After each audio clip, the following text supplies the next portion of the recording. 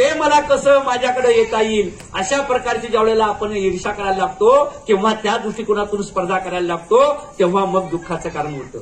किंवा दुसरं असं आहे की मी आता जिथं आहे माझ्यापेक्षा खालचा जर असेल, मग माझ्याकडे 4 व्हीलर असेल, माझ्याकडे बंगला असेल, माझ्याकडे चांगले उंचीचे कपडे असतील आणि मग माझ्यापेक्षा जो खालचा त्याच्याकडे माझ्यापेक्षा ते बरंच काही नाही आहे, त्यावेळेला आपल्या मनात असं जर वाटत असेल त्याच्याकडे नाही आहे पण माझ्याकडे आहे, असा जर भाव मनात आला तर आपण समजून द्या की आपण दुःखाच्या मुळाशी आपण जात आहोत.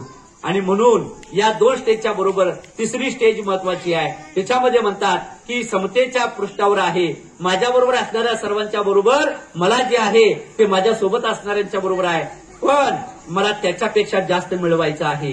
मला त्याच्याकडे 2 व्हीलर असेल तर मला 4 व्हीलर मिळवायची आहे, त्याच्याकडे सायकल असेल तर 2 व्हीलर मिळवायची आहे, त्याच्याकडे बंगला असेल तर मला त्याच्यापेक्षा मोठा बंगला निर्माण करायचा आहे, अशी मनामध्ये भावना निर्माण झाली तर समजावं आपण या ठिकाणी दुःखाकडे वळतो आहोत.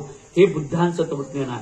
विचार करा तुम्ही, एक राजपुत्र, अरे काय कमी नव्हतं त्याला, त्याच्या वडिलांनी त्याला दुःखाची झळ पोचू नये म्हणून सगळ्या प्रकारची व्यवस्था केली. म्हणजे पावसाळ्याचं त्रास होऊ नये, दुःख होऊ नये म्हणून पावसाळ्यामध्ये कसं राहावं अशा प्रकारचं घर बांधलं. उन्हाळ्यामध्ये उन्हाचा त्रास होऊ नये म्हणून अशा प्रकारचा राजवाडा बांधला. हिवाळ्यामध्ये थंडीची जाणीव होऊ नये म्हणून अशा प्रकारचं या ठिकाणी राजवाडा बांधला. कुठल्याही प्रकारचं दृष्टीस पडू नये, दुःखी माणूस दृष्टीस पडू नये म्हणून अशा प्रकारचं सबंध जीवन या राजपुत्राला, सिद्धार्थाला त्याच्या वडिलांनी सगळं दिलं. सक्त ताकीद होती की त्याला जीवनामध्ये दुःख आहे आणि ज्या ज्या कारणामुळे दुःख होतं याची कुठलीही जाणीव होणार नाही याच्यासाठी सगळी बरदास्त ठेवलेली होती. म्हणजे सेवा करणाऱ्यामध्ये सगळे तरुण होते, एकही वृद्ध नव्हता. जेवण देताना सुद्धा त्या प्रकारचं जेवण की त्याला प्रश्नच पडू नये, बुद्धाला, सिद्धार्थाला प्रश्नच पडू नये अशा प्रकारचं सगळं जीवन वयाच्या 25-27 वर्षापर्यंत. आणि ज्या वेळेला बाहेर पडल्यानंतर, राजवाड्याच्या बाहेर पडल्यानंतर त्यावेळेला हे सगळं दुःख ज्या वेळेला कळलं की बाबा जीवनामध्ये माझं तारुण्य आहे ते टिकणारं नाहीये, मला वृद्धत्व येणार आहे, वृद्धत्व येणार आहे तसं मला मृत्यू येणार आहे आणि मृत्यू येणार आहे तसं हा माझा देह नष्ट होणार आहे.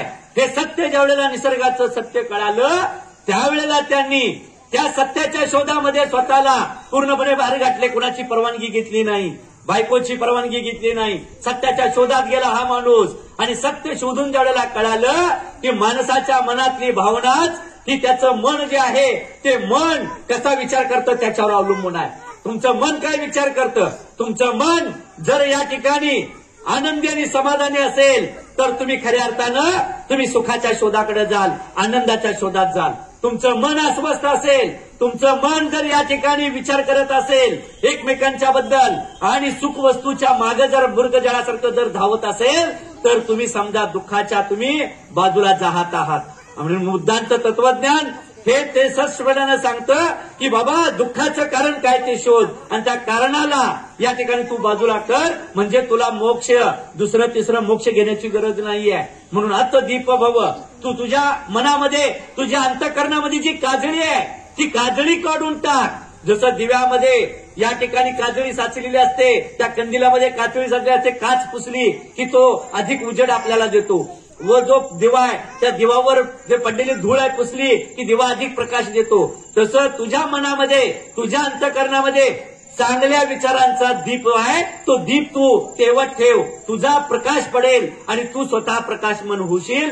अशा प्रकारचा विचार या बुद्धाने आपल्याला दिलेला आहे. आणि म्हणून बुद्ध मला जवळचा या कारणासाठी वाटतो की त्यांनी शोषणावर आधारलेली ती व्यवस्था नाकारलेली आहे. बघा, सगळ्यांना सम्यक दृष्टी दिलेली आहे. मग 4 आपल्याला त्यांनी व्रत दिलेलं आहेत, 4 व्रताच्या माध्यमातून आपल्याला विचार करायला लावलेला आहे. आणि सर्वात महत्वाचं तुमचं आचरण कसं असावं याच्यासाठी अष्टांग मार्ग दिलेला आहे. हा अष्टांग मार्ग आहे, त्याच्यामध्ये तो अष्टांग मार्ग जरी आपल्या जीवनामध्ये आपण आणला, सत्य अहिंसेपासून ते अपरिग्रहापर्यंत. अपरिग्रह म्हणजे काय आहे, आपण सर्वजण परिग्रहामध्ये राहतो, ते अधिक आपण स्वार्थी होत चाललेलो आहोत. आपण अधिक पैसा कसा येईल, अधिक माझं घर कसं मोठं होईल, अधिक माझ्याकडं धन संपत्ती सोनं नाणं कसं येईल आणि मी समाजातला श्रीमंत माणूस म्हणून कशी माझी आयडेंटिटी होईल, याच्याकडे आपण विचार करतोय. लक्षात ठेवून घ्या. ज्या वेळेला आपण असा विचार करतो त्यावेळेला समजून जा की तुम्ही दुःखाकडे तुम्ही जात आहात.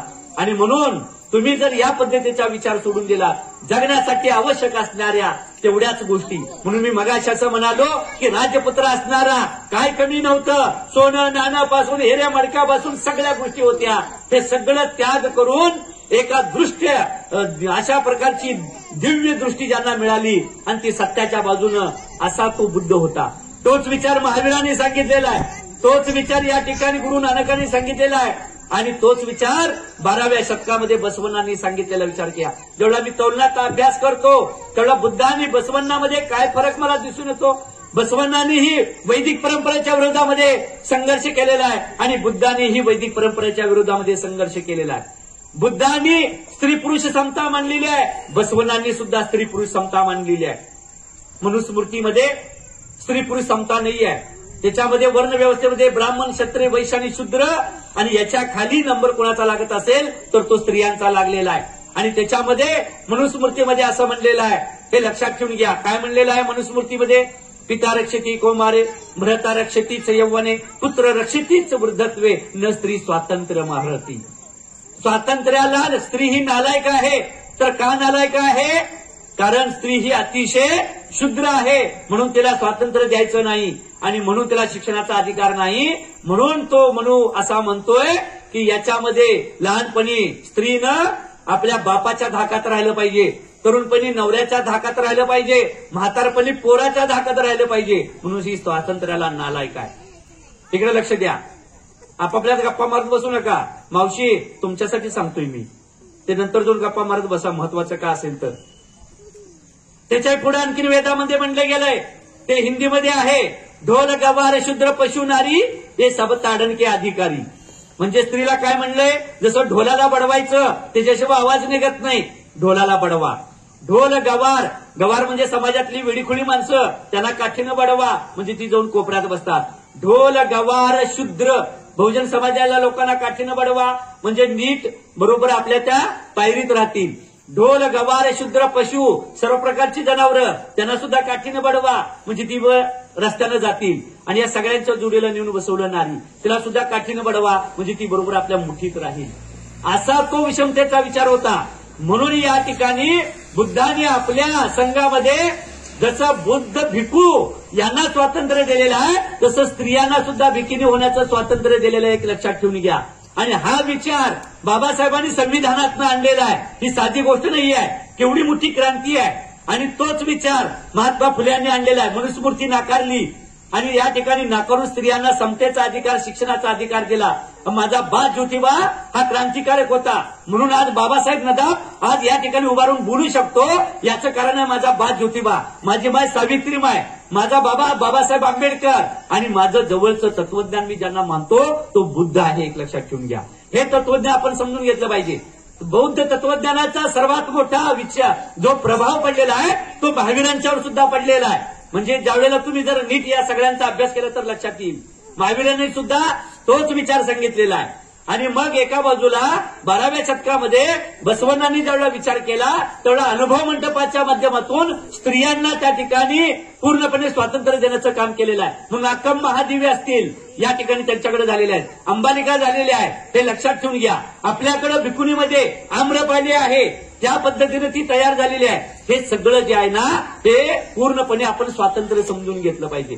आणि म्हणून बुद्धासारखा महान तत्वज्ञ जो आहे या पृथ्वी तलावर आपल्या या याच्यामध्ये या खंडावरती आला, ही साधी गोष्ट नाही आहे. म्हणून जगात मानव मुक्तीचा विचार सांगणारा, शोषणाच्या पलीकडे जाऊन करुणा, मैत्री आणि प्रेम याच्याशिवाय माणसाचं आयुष्य सुखी समाधानी होऊ शकत नाही.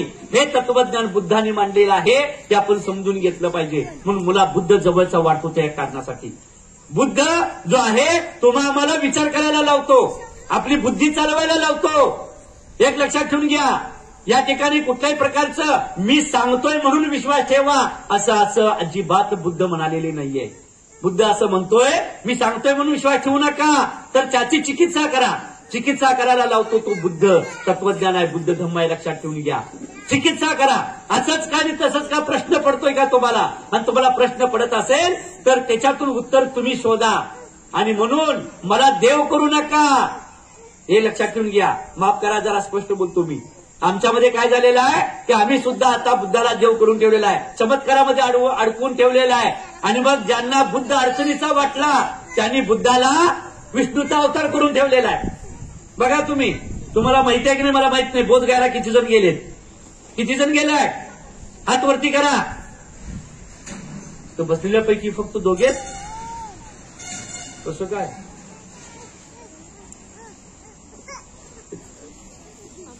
बाकीचे उपवास वगैरे सगळे करत असाल, गणपती जोरात नाचवत असाल, करत नसाल तर चांगली गोष्ट आहे. त्या बोधगयाला ज्यावेळेला तक्षशिला आणि नालंदाचं उत्खनन झालेलं आहे त्यावेळेला बुद्धाची मूर्ती सापडली. ती मूर्ती बोधगयाच्या त्या नालंदा विद्यापीठाचं म्हणतोय मी, नालंदा विद्यापीठाच्या बाहेर जो कंपाऊंड आहे त्याच्यावर एक अतिशय छोटं मंदिर आहे, अतिशय छोटं. त्या छोट्या मंदिरामध्ये ती मूर्ती त्या ठिकाणी त्या उत्खनामध्ये सापडलेली मूर्ती आहे. या उत्खननामध्ये ती मूर्ती तिथे ठेवलेली आहे आणि समोर लिहिलेलं आहे विष्णू मंदिर म्हणून.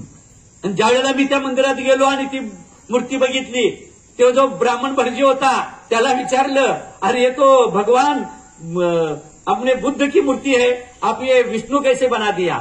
तर त्याने स्पष्टपणे सांगितलं की बुद्ध ही विष्णू का अवतार है. लक्षात ठेवून घ्या. म्हणजे त्यांना अडचणीचा वाटला.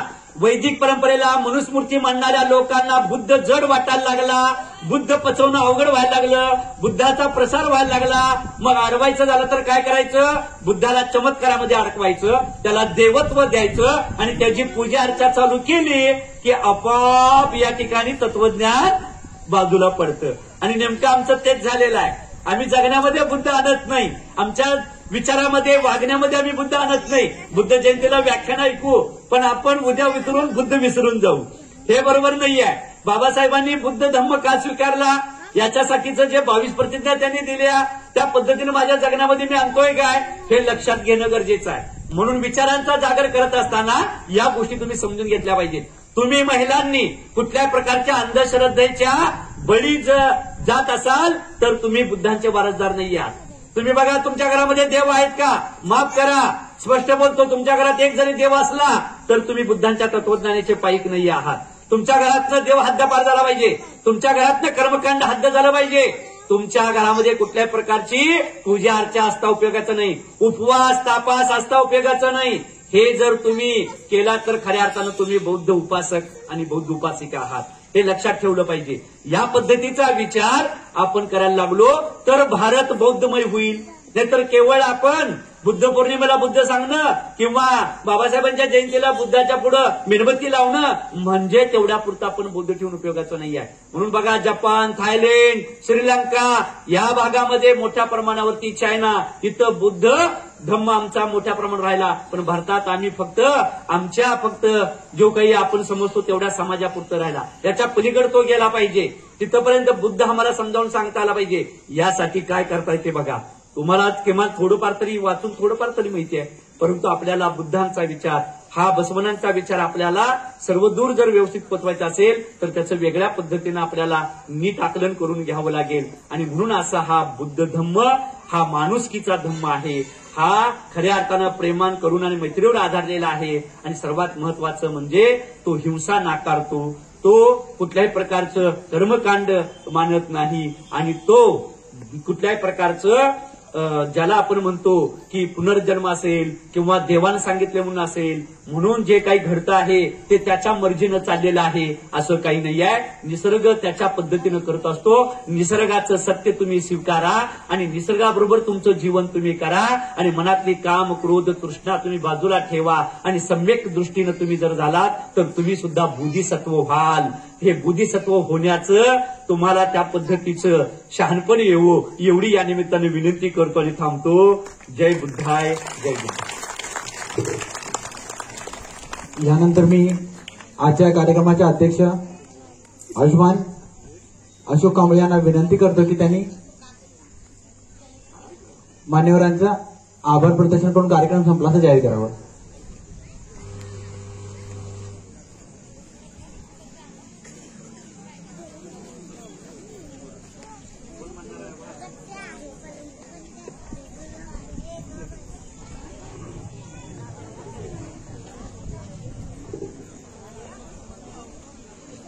पहिल्यांदा सुरुवातीला मी जे बोललो, पहिल्या लाईनमध्ये लहान मुलं वगैरे दिसली, त्यांचा गोमगाला होऊन या भाषणामध्ये अडथळा येईल असं मला वाटत होतं. पण पहिल्या रांकेपासून ते शेवटपर्यंत पिन ड्रॉप सायलन्स ठेवून खरोखरच वक्त्याचं भाषण, वक्ता म्हणजे तसा बोलत राहावा आणि आपण ऐकत राहावं अशा पद्धतीचं त्यांचं व्याख्यान असल्यामुळं तुम्ही सर्वांनी शांतपणानं बाबासाहेब नदाफांचं व्याख्यान ऐकून घेतल्याबद्दल तुमच्या सर्वांचंच मी आभार मानतो. आणि खरं म्हणजे बाबासाहेबांना तुम्ही ऐकला, एक 2 वर्षापूर्वीचा एक योग आला म्हणून मी सांगतो. जयसिंगपूरला बिहारमध्ये जयंती 4 दिवसावर होती, आंबेडकर जयंती, आणि 10 तारखेला ते अध्यक्ष मला म्हणले, कुठं आम्ही लांब लांब फोन करायला लागलोय, नाशिकला केला, औरंगाबादला केला, नांदेडला केला, वक्ताच आम्हाला मिळेना. आणि मी त्यांना सांगितलं, वक्ता मी देतो म्हटलं, जवळचाच वक्ता चांगला आहे. आणि त्यावेळेला बाबासाहेबांना आठवत असेल, मी त्यांचं नाव सुचवलं आणि त्यांचं ते व्याख्यान झालं 14 एप्रिलला. तर व्याख्यान असंच सगळेजण गर्दी जमली होती, शांतपणानं सगळ्यांनी व्याख्यान ऐकलं. आणि बरीच लोक येऊन, मी तुम्हाला इथं ऐकलंय, मी तुम्हाला इथं ऐकलंय, मी सर तुम्हाला ओळखतोय म्हणून बरीच लोक त्यांना भेटायला आले. म्हणजे त्यांचा अभ्यासपूर्ण व्याख्यान कुठल्याही विषयावरचं असू दे. आता मगाशी बोलता बोलता ते म्हणले, आता कोकणात आलेत ते, कालच ना. आणि आता आपल्या बुद्ध जयंती निमित्तानं कुरुंदवाडला पण त्यांचं व्याख्यान ठेवलेलं आहे. तर त्या कार्यक्रमाचा अध्यक्ष म्हणून तुम्ही सर्व जमलेल्या प्रेक्षकांनी शांतपणानं त्यांचे विचार ऐकून घेतला. आणि ते विचार नुसतं ऐकून घेऊन उपयोगाचा नाही, काहीतरी अंमलात आणण्याचा प्रयत्न पण करावा, एवढी अध्यक्ष म्हणून मी विनंती करतो. आणि हा कार्यक्रम संपला, सगळ्यांचं जाहीरपणानं आभार म्हणून मी हा कार्यक्रम संपला असं जाहीर करतो.